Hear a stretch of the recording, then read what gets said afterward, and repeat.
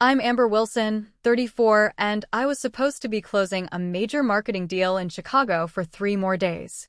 Instead, I was standing in what used to be my kitchen, surrounded by demolished walls and strange men in work clothes. My perfectly chosen quartz countertops were gone, replaced by some enormous marble slabs. And there was my sister Rachel, directing everyone like a movie producer, completely transforming the home I'd spent 6 years saving for. She didn't even look guilty when she saw me. She looked proud. Before I continue this absolute nightmare, where are you watching from? Hit like and subscribe to see if my relationship with my sister survived what happened next, and if you've ever had a family member cross boundaries you never thought possible. Rachel and I grew up in a modest split level in suburban Connecticut, where our differences became apparent almost immediately. Our mother was practical to her core, a high school math teacher who planned our family budget down to the penny. Our father was her opposite, a landscape architect with an artistic vision that often exceeded our family's financial reality. In many ways, Rachel and I each inherited one parent's personality. I followed our mother's path. I kept a calendar even in elementary school, saved my allowance meticulously, and planned my academic future with spreadsheets. Rachel was our father's child through and through. She painted murals on her bedroom walls without asking, rearranged the living room furniture while our parents were at work, and once planted a surprise garden that destroyed our septic system. "I'm just improving things," became her lifelong refrain. The problem was, her improvements usually involved my possessions. When I was 16, she updated my carefully organized class notes with colorful doodles and highlighting that made them impossible to read before my final exams. In college, she borrowed my laptop for a weekend and returned it with a completely new operating system that she thought was more intuitive. At my first apartment, she replaced my practical IKEA furniture with vintage finds that collapsed within a week. Each time, my parents would mediate with the same conclusion: Rachel just expresses her love through creativity, my father would explain. She doesn't mean any harm, my mother would add, despite being the one who had taught me to respect others' property. By the time I was 28, I had established a firm boundary with my sister. I didn't invite her to my apartment. I didn't ask for decorating advice. I kept our relationship to public spaces and family gatherings. It seemed to work, and we'd reached something resembling adult sisterhood. Then came the house. My beautiful, modest, perfect house. After 6 years of saving every possible penny while living in a series of increasingly depressing apartments with multiplying roommates, I had enough for a down payment on a small 2-bedroom cottage-style home in a decent neighborhood. Nothing fancy, but all mine. I researched for months. I compared property taxes and neighborhood growth projections. I created spreadsheets analyzing commute times and proximity to essential services. When I finally found it, a 1960s brick house with good bones and manageable problems, I knew immediately. The inspection revealed outdated electrical wiring and some minor foundation issues, but nothing that would break my carefully planned budget. I negotiated the price down accordingly and became a homeowner at 32. Over the next 2 years, I methodically updated that house according to my careful plans. I replaced the electrical system first, then addressed the foundation.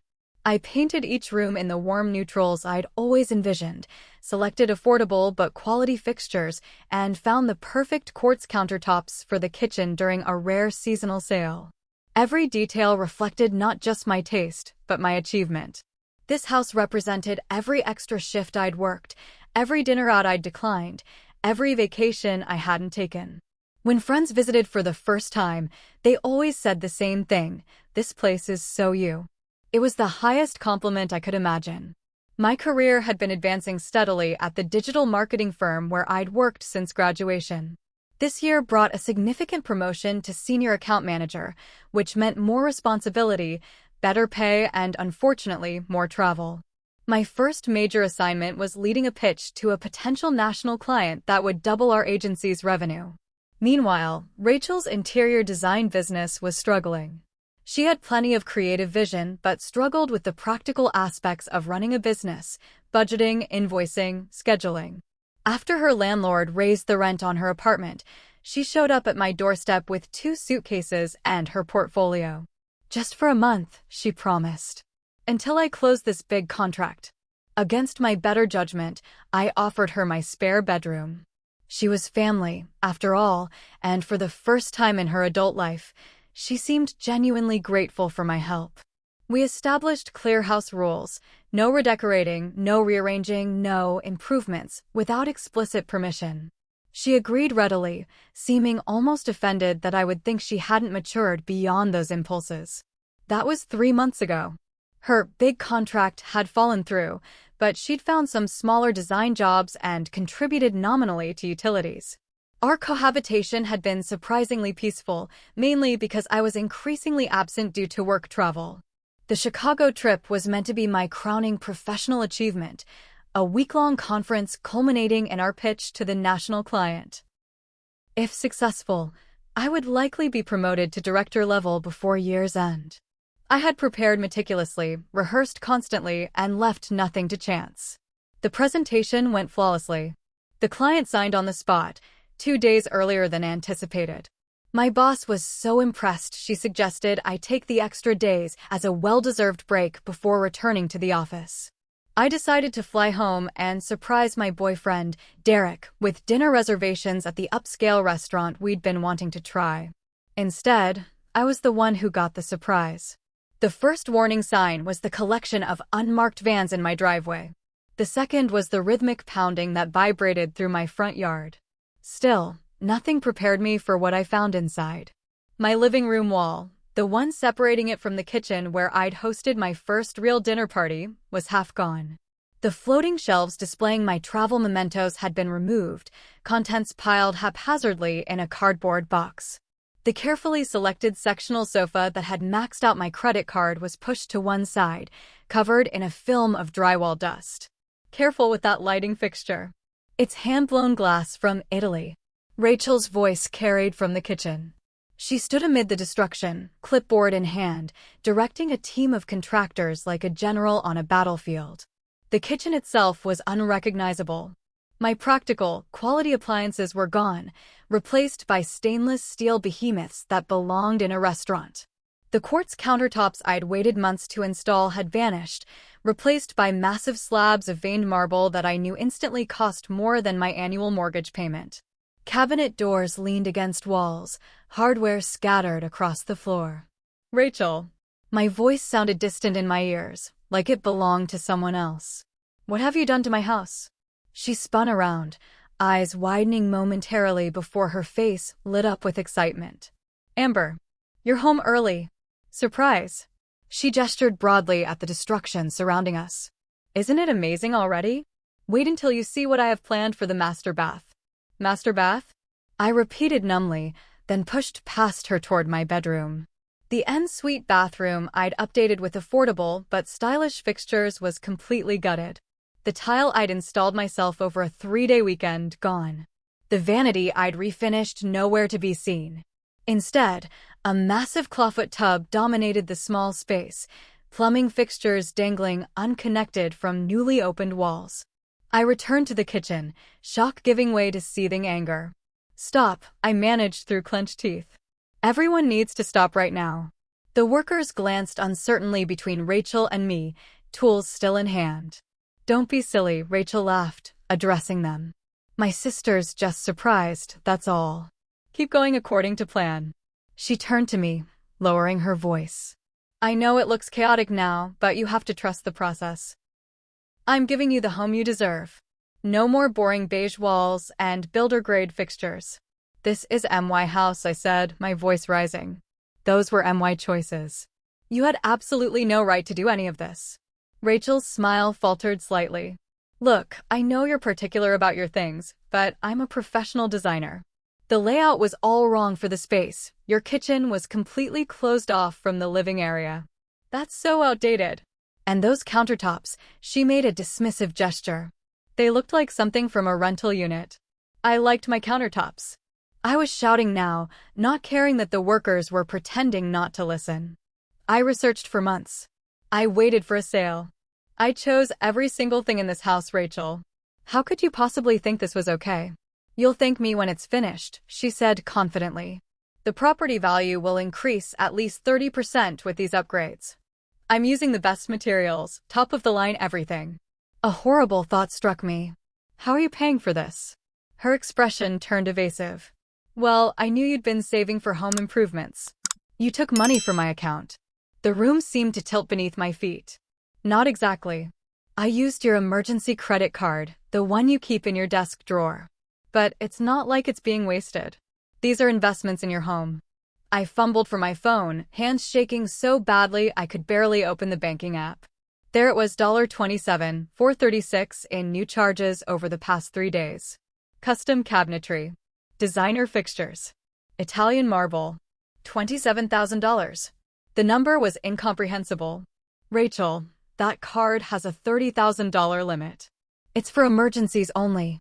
This was sort of an emergency, she replied, having the audacity to look offended. My client canceled a major project, and I had all these contractors suddenly available. Do you know how hard it is to get good workers on short notice? I had to move quickly. I turned to the nearest contractor, a middle-aged man who was now looking distinctly uncomfortable. I'm the homeowner, and I did not authorize any of this work. You need to stop immediately. He ran a hand through his graying hair. Ma'am, I understand this is a difficult situation, but we have a signed contract. Materials have been ordered, some are already installed. We've turned down other jobs to fit this project in. Show me this contract, I demanded.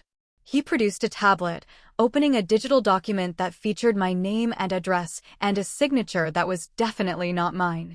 That's not my signature, I said immediately. I never signed this. Rachel interjected, I signed it for you. I've been signing birthday cards for you for years, Amber. It's not a big deal. The contractor looked increasingly alarmed. Ms. Wilson, if there's a dispute about authorization, we should probably... There's no dispute, Rachel interrupted. My sister's just surprised. She gave me permission to handle home improvements while she was traveling for work. Tell them, Amber. All eyes turned to me. I could feel my career, my credit score, my carefully constructed life crumbling around me like the half-demolished walls of my house. Everyone out, I said quietly. Now, please.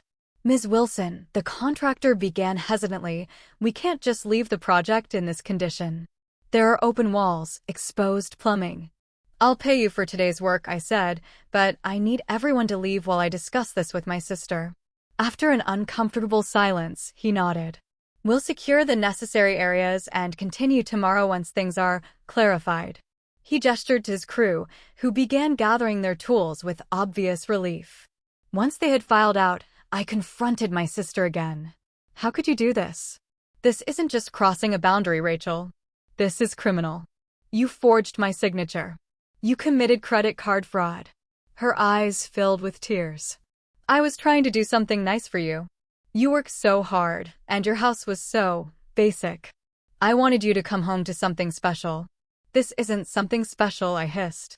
This is a disaster that's going to cost tens of thousands of dollars to fix, money I don't have because I just spent 6 years of savings buying this house in the first place. It's an investment, she insisted. And it'll be beautiful when it's done. You always choose such safe, boring options. I'm helping you be a little bolder. I couldn't bear to look at her another second. I grabbed my still-packed suitcase and headed for the door. Where are you going? Rachel called after me. To a hotel, I answered without turning around. Since I apparently don't have a functioning house anymore. In the rental car, I finally allowed myself to break down. Great heaving sobs that made it impossible to drive for several minutes.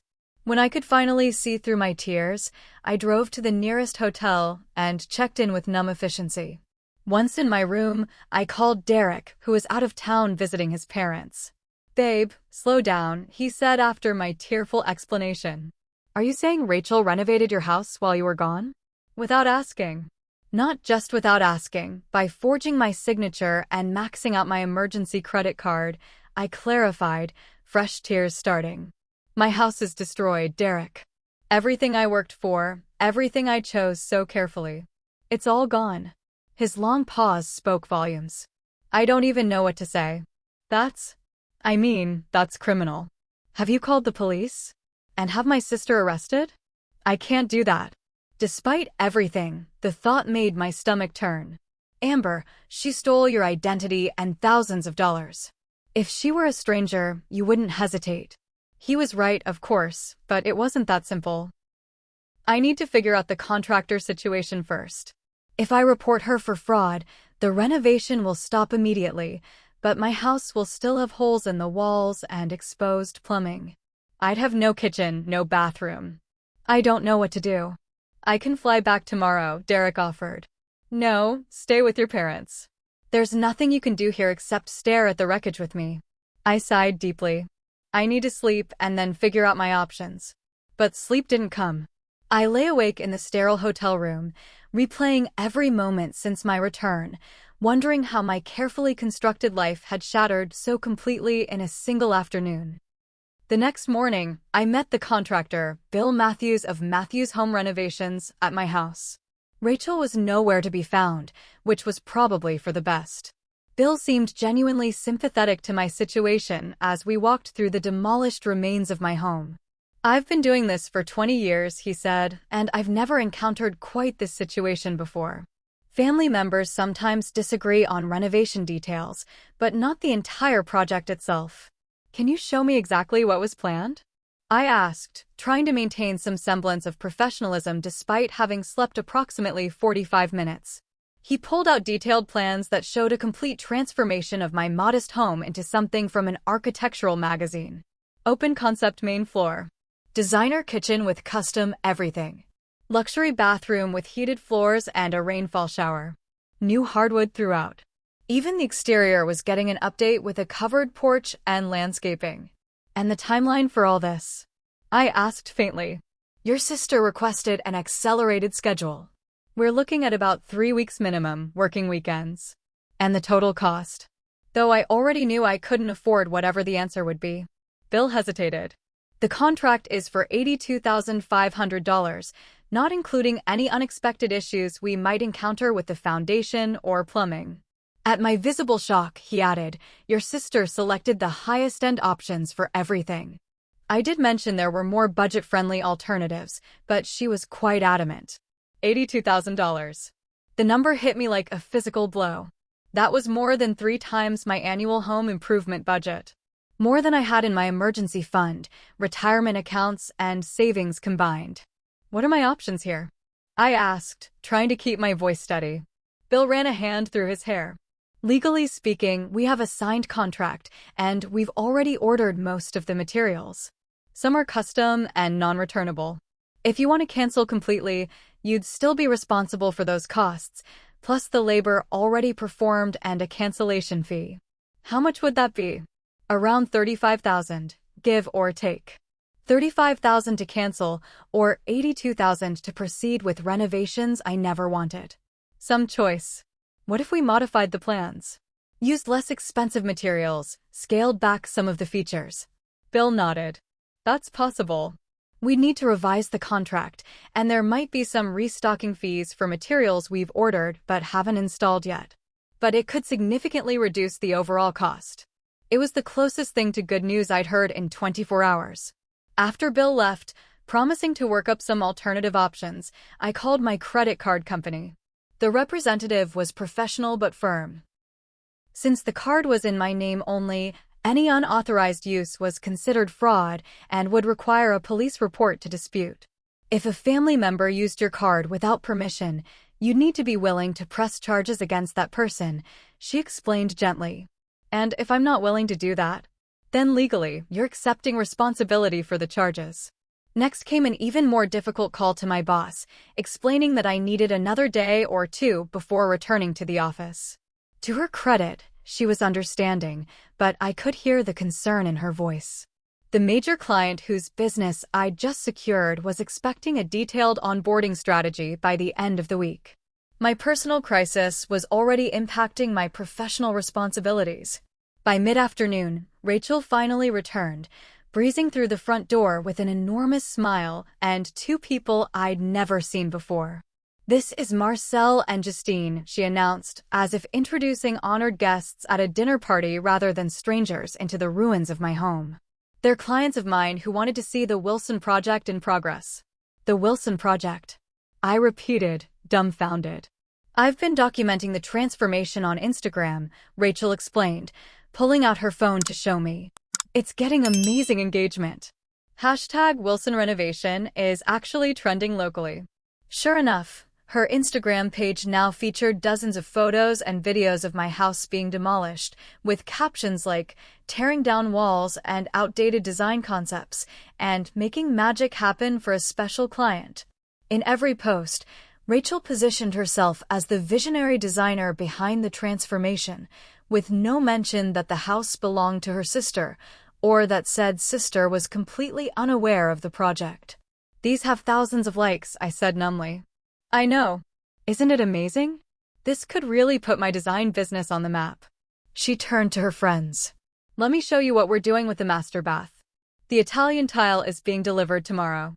I stood rooted to the spot as she led her friends through my house, pointing out all the tragic features she was replacing and the visionary elements she was adding.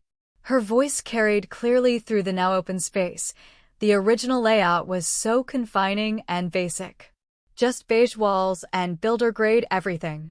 No personality whatsoever. When they finally left, promising to return when the project was complete, I confronted my sister again. You're using my house, my financial disaster, to promote your business. I'm giving you a complete high-end renovation worth tens of thousands more than you're paying, she countered. And yes, I'm documenting it because it's going to be my portfolio centerpiece. It's a win-win. How is this a win for me, Rachel? I never wanted any of this.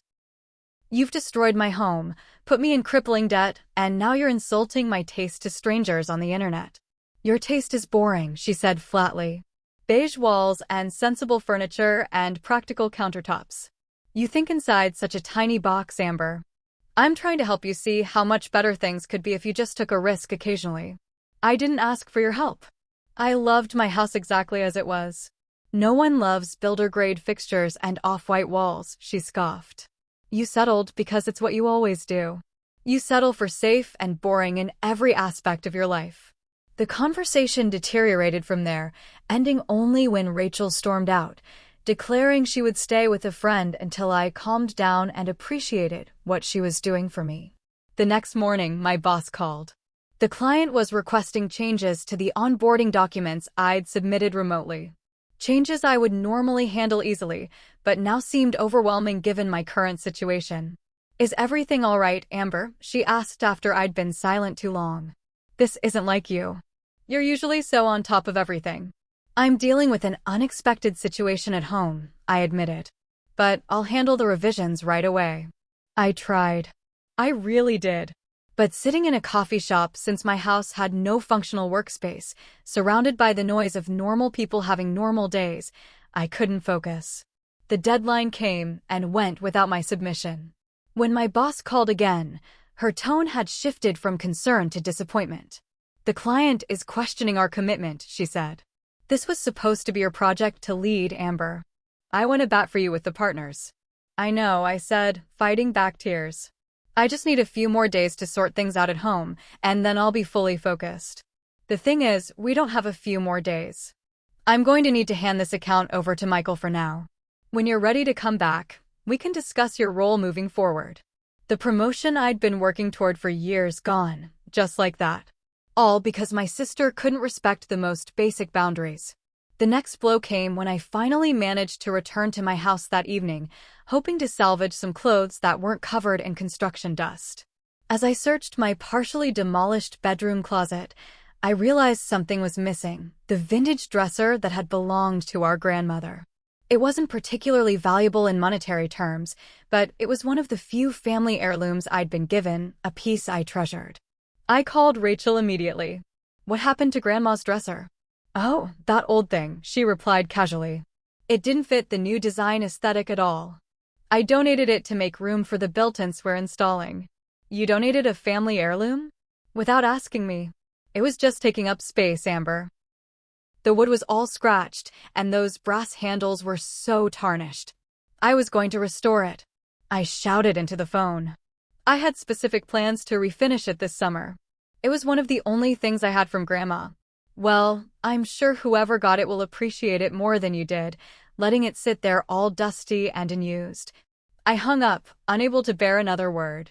A quick search through the house revealed more missing items: the collection of leather-bound books my father had given me for college graduation, the handmade quilt my mother had sewn from my childhood t-shirts, even the small watercolor painting I'd purchased on my first solo trip to Europe. All gone, replaced by empty spaces waiting for whatever elevated items Rachel deemed appropriate. A text from Derek provided the next revelation. "Did you know Rachel came to my place last week saying she wanted to surprise you by updating my apartment too?" I told her absolutely not. I called him immediately. "She tried to renovate your apartment too. She said she wanted to create cohesive aesthetics between our spaces since we spend so much time together," he confirmed. "I told her if you wanted my place changed, you'd tell me yourself." She seemed really annoyed that I wouldn't give her a key. The thought of how much worse this situation could have been, my boyfriend's apartment also demolished, made me feel physically ill. "Thank you for stopping her." "Of course. How are things going with the house?" I filled him in on the modified renovation plan I was working out with Bill, the lost promotion, the missing heirlooms. "Have you talked to your parents?" he asked. "Maybe they could help with the financial side at least." I had been avoiding that conversation, but Derek was right. I needed help, and parents were supposed to be who you turn to in a crisis. I called them that evening. My father answered, his voice immediately concerned. "Amber? Rachel told us you two were having some disagreement about the house renovations." "Some disagreement?" Of course, that's how she would characterize identity theft and unauthorized demolition. "Dad, she completely gutted my house without permission while I was away on business. She forged my signature and charged tens of thousands to my credit card." A pause. "Well, I'm sure she just wanted to help. You know how Rachel gets excited about design projects." I couldn't believe what I was hearing. This isn't about being excited about design. She committed fraud. She destroyed my property. My mother joined the call. "Sweetheart, we know you're upset. Rachel mentioned you were having trouble seeing her vision for the space. But she showed us the plans, and they look absolutely beautiful. Much more modern than what you had before." "That's not the point." My voice rose with frustration. "I didn't want modern. I wanted my house, the way I designed it." "But honey," my father said gently, "Rachel is the professional designer. She knows what will increase property value and create a more functional space. She's using my home as a marketing tool for her failing business," I said through gritted teeth. "And now I'm tens of thousands of dollars in debt for renovations I never wanted." My mother's voice turned practical. "Well, what's done is done. The walls are already opened up. You might as well let her finish and make the best of it. We raised you to be adaptable, Amber." I ended the call soon after, stunned by their response. They had always enabled Rachel's creativity at my expense, but this was beyond anything I could have imagined. In their eyes, my sister's artistic vision trumped my financial security, my personal boundaries, even basic legality. The breaking point came the next day during a hastily arranged video conference with the client whose account I was losing. I had prepared talking points, gathered all my notes, and was determined to salvage some professional dignity from this disaster. I joined the call from my hotel room, apologizing for the unusual setting. 5 minutes into my explanation of the transition plan, the hotel room door burst open. Rachel strode in, carrying fabric swatches and tile samples. "Amber, I've been looking everywhere for you. You need to make decisions about the backsplash immediately or we'll lose our place in the fabricator's queue." She thrust the samples toward my laptop camera. "Which do you prefer? The herringbone or the Moroccan fish scale?" The clients and my boss stared from my screen as Rachel continued, oblivious to the professional meeting she was interrupting. I muted the microphone. "Rachel, get out. I'm in the middle of a work call." "This will just take a second," she insisted. "The fabricator needs an answer today. I don't care about backsplash tiles for a renovation I never wanted." I shouted, professional composure completely abandoned. "Get out now." Instead of leaving, she crossed her arms. "This is exactly your problem, Amber. You're so rigid and controlling. You never take risks or try anything new. You're basically a corporate robot living in a beige box. It's pathetic." Something snapped inside me. 20 years of suppressed resentment came pouring out. And you're an irresponsible child who destroys other people's property because you can't succeed on your own merit. You're using my house to salvage your failing design business. You've been jealous of my success for years, so you decided to sabotage the one thing I'm most proud of. Rachel's eyes widened, then narrowed. Jealous? Of what? Your boring job? Your sensible house? Your predictable life? I feel sorry for you, Amber. You're so afraid of making a mistake that you never truly live. At least I can pay my own bills. At least I don't have to commit fraud to get clients. Rachel's face flushed with anger. You know what? Finish your precious house yourself. I'm done trying to help someone who can't appreciate true vision and talent. Enjoy your builder-grade mediocrity. She stormed out, slamming the door so hard the laptop shook. When I turned back to my screen, the meeting had ended. A message from my boss simply read, "Call me when you're able." That evening, I sat alone on the floor of what used to be my living room, surrounded by construction debris and dust. I found a water-damaged photo album that had been stored in a closet now exposed to plumbing work, childhood pictures of Rachel and me building sandcastles, opening Christmas presents, riding bikes with training wheels. Happier times that seemed to belong to different people entirely. My phone rang, my boss informing me that my promotion was officially on hold indefinitely. Then another call, Derek suggesting we take some space, while I dealt with my family situation, his voice distant and uncomfortable. In the span of 5 days, I had lost my home, my career momentum, my savings, and now potentially my relationship. All because my sister couldn't respect the simplest boundary: don't destroy other people's property.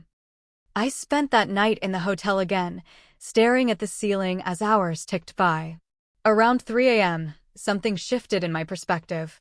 I'd been reacting to this crisis, responding to each new disaster as it emerged, trying to minimize damage, trying to salvage what I could. But that approach wasn't working. It was time to take control of the situation. I realized with sudden clarity that this pattern with Rachel had persisted for decades because I had allowed it. Our parents had enabled her behavior, certainly, but I had participated by trying to keep the peace, by accepting her half-hearted apologies, by being the bigger person time and again. By sunrise, I had a plan. First, I called a lawyer, something I should have done immediately. Joe and Parker specialized in both family law and consumer protection. I explained my situation, not mincing words about what my sister had done. This is a clear case of identity theft and fraud, Joanne confirmed. The fact that the perpetrator is your sister doesn't change the legality. However, I understand your reluctance to pursue criminal charges against a family member. What are my options? I asked. You have several paths forward.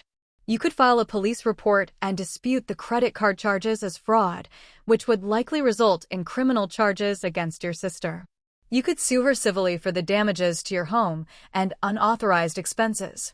Or you could try to negotiate a settlement agreement where she takes responsibility for the financial aspects without involving the criminal justice system. I chose the third option. Joanne helped me draft a formal agreement that would require Rachel to repay the renovation costs through monthly payments, secure a personal loan to cover immediate expenses, and vacate my property permanently. Next, I met with a financial advisor to understand how to manage the debt that would inevitably remain even after Rachel's restitution. He helped me develop a 3-year recovery plan that would be challenging but feasible if I maintained my current income, making my professional recovery all the more critical. I then contacted HR at my company and requested a formal 2-week leave of absence to handle my personal emergency. The time away would allow me to focus entirely on resolving the house situation while giving my boss space to cool down from my disastrous client call. With the professional and financial aspects addressed, I turned to the most immediate problem, the half-demolished house. I met with Phil again, this time with a clear head and specific questions. If we proceed with a modified renovation, how much can we reasonably salvage from what's already been done? Bill walked me through each space, identifying what could stay and what could be simplified. The open floor plan between kitchen and living room was unavoidable now that the wall was gone, but we could use more cost-effective countertops than Italian marble. The bathroom plumbing had already been relocated for the fancy shower, but we could install a standard model instead of the multi-jet system Rachel had ordered. Realistically, we're looking at about $50,000 to complete the renovation with these modifications, Bill concluded. Still significant, but much less than the original plan. And how much would it cost to simply restore everything to its original state? He winced. That would actually be more expensive in some areas. We'd have to rebuild walls, reinstall plumbing in the original locations. You're probably looking at $60,000 to $70,000 for a complete restoration. The numbers were staggering, but at least now I understood the full scope of what I was facing. I signed a revised contract with Bill, including a clause that no changes could be made without my written approval, in person, not remotely. With the practical aspects in motion, it was time for the most difficult step, confronting my family. I arranged a meeting at my parents' home, insisting that Rachel be present. I brought documentation of everything, the forged contract, the credit card statements, before and after photos of my house, the legal agreement my lawyer had prepared. I've asked you here because we need to resolve this situation once and for all, I began, my voice steady despite my racing heart. Rachel destroyed my home without permission, forged my signature, and stole tens of thousands of dollars through fraud. These aren't accusations, they're facts, and I have documentation of everything. Rachel immediately turned to our parents, tears welling in her eyes. I was just trying to help. Amber's being completely unreasonable. Stop. I held up my hand. That manipulation doesn't work anymore. This isn't about my taste versus yours or about appreciation for creativity. This is about respecting basic boundaries and taking responsibility for your actions. I laid out the documents one by one, explaining each item clinically, as if presenting evidence in court. The construction contract with my forged signature. The credit card statements showing charges I never authorized. Photos of family heirlooms now missing and presumably unrecoverable. I've lost my promotion opportunity at work. My relationship with Derek is strained. I'm facing debt that will take years to resolve. All because Rachel decided her vision for my house was more important than my choices, my boundaries, or even the law. My father started to speak. Amber, while we understand you're upset, I'm not finished, I interrupted, surprising even myself with my firmness. For years, you've enabled Rachel's behavior. You've dismissed the harm she's caused as creativity or artistic expression. That ends today. I placed the legal agreement on the table. These are my terms. Rachel will take financial responsibility for the unauthorized charges. She will secure a personal loan to cover the immediate construction costs needed to make my house livable again. She will make monthly payments until the debt is fully repaid. And she will never set foot in my home again without explicit invitation. Rachel's tears had stopped, replaced by a look of shock. You can't be serious. I can't afford this. Then you should have thought of that before destroying my house, I replied evenly. Your other option is criminal charges for fraud and identity theft, which could result in jail time and would certainly end your design career permanently. The silence that followed was deafening. My mother looked between us, clearly torn. My father stared at the documents, the reality of the situation finally sinking in. You really forged your sister's signature, he asked Rachel, his voice uncharacteristically stern. Rachel's defiance crumbled slightly. I didn't think of it as forgery. I was just signing for her since she wasn't here. And the credit card charges? My mother pressed. She would have approved them if she'd seen my vision for the space, Rachel insisted, but her voice lacked conviction. My parents exchanged a look I couldn't quite interpret. Then my father turned to me. What do you need from us, Amber? It was the first time in my life they had asked that question instead of automatically taking Rachel's side. The simple acknowledgement nearly broke my carefully maintained composure. I need you to stop enabling destructive behavior. I need you to recognize that creativity doesn't excuse harm. And practically speaking, I need a place to stay for the next few weeks while my house is repaired. My mother nodded. Of course you can stay here. Then, to my surprise, she turned to Rachel. And you need to sign this agreement. What you did was wrong, Rachel. Profoundly wrong. Rachel's expression cycled through disbelief, anger, and finally, something I'd rarely seen from her, genuine remorse. I never meant to cause so much damage, she said quietly. I really thought you'd love it once it was finished. That's the problem, I replied. You never asked what I wanted. You never considered that my choices were valid even if they differed from yours. After another long silence, Rachel picked up the pen and signed the agreement. In the following days, I took control of the renovation process, working directly with Bill to develop a plan that balanced practicality with the unavoidable changes Rachel had initiated. Some of her design choices, I had to admit, actually did improve the functionality of the space. The open concept between kitchen and living room, while not what I would have chosen, did create better flow for entertaining. We found middle ground solutions wherever possible. Instead of the exorbitantly priced Italian marble, we selected a more affordable quartz that still had visual interest. Rather than custom cabinetry, we found a semi-custom option that offered quality without the premium price tag. The rainfall shower stayed, but without the additional body jets and steam features Rachel had specified. Bit by bit, a new vision for my home emerged, not the one I had originally created, and not Rachel's high-end showcase, but something that honored my practical nature while incorporating elements of her aesthetic sensibility. Over the next several weeks, my house gradually transformed from a demolition zone to a functional home again. Each day brought visible progress, walls repaired, fixtures installed, floors refinished. I visited daily, making decisions as needed and documenting the changes to maintain a sense of control. Bill and his crew proved to be skilled craftsmen who took pride in their work, regardless of the unusual circumstances that had initiated the project. I've been doing this for 20 years, Bill reminded me, and I've learned that renovations are as much about the people as they are about the buildings. Homes are emotional spaces. He was right. As I watched my house evolve, my emotions evolved too. The initial devastation gave way to resignation, then cautious optimism, and finally a surprising sense of ownership over this new version of my home. It wasn't what I had planned, but it was becoming mine in a new way.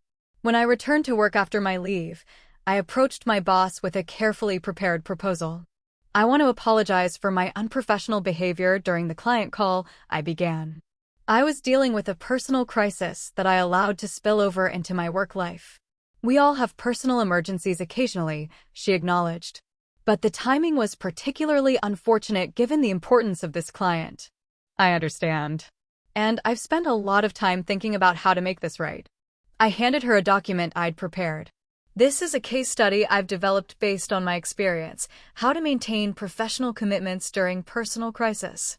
I'd like to present it at the next company retreat, if you're willing.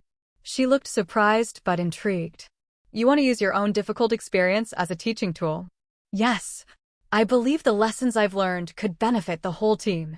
And I'd like to show the partners that I can turn even a significant setback into an opportunity for growth. The strategy worked better than I could have hoped. Not only did my boss approve the presentation, but she also assigned me to a different national client, not as prestigious as the one I'd lost, but a chance to rebuild my professional reputation. Resilience is a quality we value, she told me. And you've certainly demonstrated that. As the renovation neared completion, Rachel and I began the delicate process of rebuilding our relationship.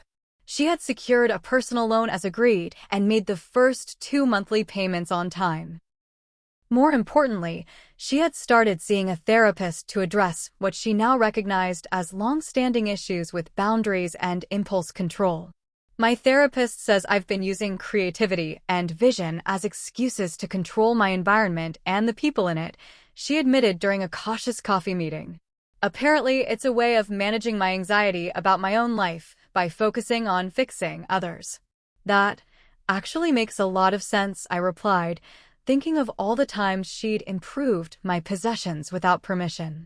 She also suggested that I might be jealous of your stability and success, Rachel continued, staring into her coffee cup rather than meeting my eyes. That I resent how easily you've achieved the things I struggle with, like financial security and career advancement. The admission stunned me. I'd always seen myself as the less favored sister, the practical, boring one who didn't inherit our father's artistic gifts. Nothing about my success has been easy, Rachel. I've worked for every single achievement, often while watching you receive praise and attention for your natural talents. This led to our most honest conversation in decades, one where we both acknowledged the complicated dynamics that had shaped our relationship from childhood. We were far from healed, but for the first time, we were seeing each other clearly. Meanwhile, Rachel had found a small apartment and legitimate design clients who appreciated her creativity within appropriate professional boundaries. Her Instagram now featured properly commissioned projects rather than unauthorized renovations. Derek and I had begun rebuilding too. After the renovation was complete enough for me to move back in, I invited him over for dinner. His initial awkwardness faded as I gave him a tour of the transformed space. "It's different," he observed, "but it still feels like you." "It's a new version of me," I replied. "One that's learned some difficult but valuable lessons." Over a meal prepared in my new kitchen, we discussed the strain the crisis had put on our relationship. "I should have been more supportive," he acknowledged. "I let my discomfort with the situation create distance instead of helping you through it. And I was so consumed by the crisis that I shut you out," I admitted. "I'm learning that independence doesn't have to mean handling everything alone." The reconciliation wasn't immediate or perfect, but like the renovation itself, we made progress day by day, rebuilding on a more solid foundation. The financial aspect remained the most challenging. Even with Rachel's contributions, I was facing significant debt. My financial advisor helped me develop a strict budget that would allow me to recover within 3 years, assuming no further emergencies. I took on freelance marketing projects for additional income and explored refinancing options to manage the new reality of my finances. But amid the financial stress came an unexpected silver lining. Rachel's design choices, while unauthorized and outrageously expensive, did increase my home's value substantially. When my neighbor sold her similar but unrenovated house, the comparison made the potential equity in my home clear. It wasn't enough to justify what had happened, but it provided a small consolation. As the final touches were completed on the renovation, I found myself standing in my new open-concept main floor, seeing it with fresh eyes. The space was undeniably beautiful, more contemporary than I would have chosen, but thoughtfully designed with quality materials and careful craftsmanship. The natural light flowed through the space in a way my original closed floor plan had never allowed. It wasn't the home I had planned, but it had become a home I could love. 1 year after the disastrous homecoming that had upended my carefully ordered life, I hosted a housewarming party. The renovation had been complete for months, but I'd needed time to truly make peace with the transformed space and with the idea of welcoming people, especially family, into my home again. The gathering was small and carefully curated: close friends, supportive colleagues, Derek, now officially my fiancé after a thoughtful proposal that showed how well he'd come to understand my need for both security and autonomy, and yes, my family, including Rachel, who had been invited with clear boundaries and expectations. As guests admired the home, I found myself sharing its story with surprising ease. "It's a blend of my practical sensibility and my sister's design vision," I explained to a colleague during the kitchen. Not the path I would have chosen, but one that taught me valuable lessons about adaptation and resilience. Rachel, to her credit, maintained appropriate boundaries throughout the evening. She accepted compliments on the design elements that were hers without taking credit for the entire project, and she respected my ownership of the space. When one guest asked if she'd consider doing something similar for their home, she handed them a business card with a professional smile. "I'd be happy to discuss a properly commissioned project," she replied, with a meaningful glance in my direction. My parents, too, seemed to have evolved. "You've created a beautiful home, Amber," my mother said, without adding qualifiers about Rachel's contribution. My father nodded in agreement, his eyes reflecting newfound respect. The relationship with my sister had found a new equilibrium. We would never be best friends, and complete trust would take years to rebuild, if ever. But we had established a framework of mutual respect that allowed us to be in each other's lives without the destructive patterns of the past. Rachel continued to make her monthly payments faithfully, now 14 months into the 5-year repayment plan. Her design business had found legitimate success, with her Instagram featuring properly commissioned projects for paying clients. She occasionally asked my opinion on business matters, recognizing my expertise in areas where she struggled. Professionally, I had not only recovered but advanced. The case study presentation on managing professional responsibilities during personal crisis had resonated throughout the company, positioning me as someone with emotional intelligence as well as technical skill. 6 months after the presentation, I was promoted to Director of Client Strategy, a different path than I'd originally envisioned, but ultimately a better fit for my evolved perspective. The financial recovery remained the most challenging aspect. I was still on a strict budget that would continue for at least another year. But the discipline required had clarified my priorities in unexpected ways. I found myself valuing experiences over possessions, quality over quantity, relationships over status symbols. The house itself had become a different kind of achievement than I'd originally intended. Rather than representing my independent vision executed perfectly, it symbolized resilience, adaptation, and the complex beauty that can emerge from chaos. The blend of my practical choices and Rachel's creative vision had produced something neither of us would have created alone, much like our relationship itself. As the evening wound down and the last guests departed, I found myself alone in the space that had been the center of so much turmoil. I ran my hand along the quartz countertop, not the original one I'd selected nor the outrageously expensive marble Rachel had ordered, but a thoughtful compromise that served its purpose beautifully. The journey had been painful, expensive, and profoundly disruptive. Yet, standing in my transformed home, I recognized that the most valuable renovation hadn't been to the physical structure but to my perspective. I had learned to set and maintain boundaries without burning bridges. I had discovered resilience I didn't know I possessed. I had found a balance between planning and adaptation that made me both stronger and more flexible. Some wounds had healed completely. Others had left scars that would always be part of my story. But like the home around me, I had been reconstructed in a way that honored my foundation while creating space for new possibilities. Have you ever had a family member or friend who completely disregarded your boundaries? How did you handle it, and did your relationship survive? I'd love to hear your experiences in the comments below. And if you found value in my story, please like, subscribe, and share it with someone who might be struggling with their own boundaries or family challenges. Remember that even the most difficult experiences can become pathways to growth when we face them with courage and wisdom.